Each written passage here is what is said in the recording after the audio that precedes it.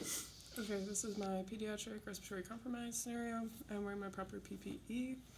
I arrive on scene and my general impression is that I have a pediatric patient looking unwell in their mother's arms.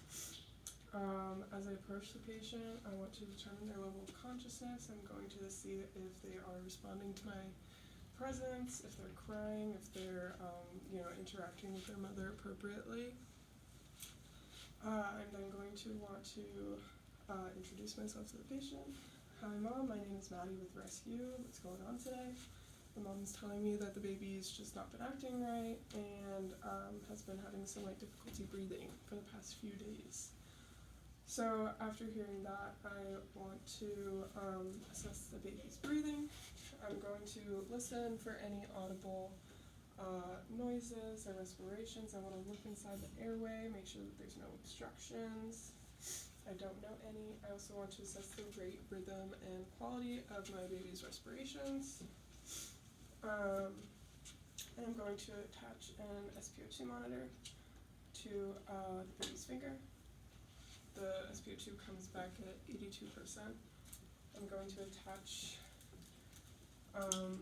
my NRB to high flow oxygen at 15 liters per minute and ask Mom to hold this in front of baby's face as I begin to assess their circulation.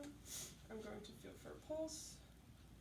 I'm looking at the skin. I'm trying to see if there's any mottling, any cyanosis, or anything like that. I'm looking for any possible major hemorrhage.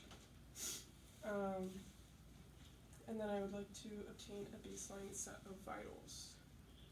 Alright, I now notice that the baby's head is bobbing. They're showing seesaw respirations and otherwise looking like they're going into respiratory distress. At this time, I'm going to ask Mom, hi, I'm going to take baby from you to assess. I'm going to open the airway by patting behind the shoulders to maintain a sniffing position. I'm going to insert the appropriately sized OPA. And I'm going to begin immediately ventilating my patient at a rate of 1 breath every 2 to 3 seconds. I'm also going to attach my BVM to high flow oxygen.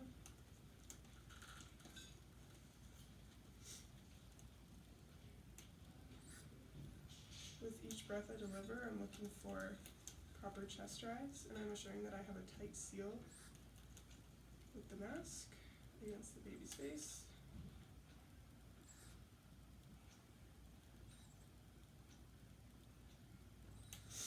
I'm also going to use a secondary measure of airway confirmation by attaching inline capnography. I'm going to also monitor my patient's SpO2 levels to make sure that they are improving. And I'm looking for adequate chest rise with each ventilation to ensure that adequate breaths are being delivered.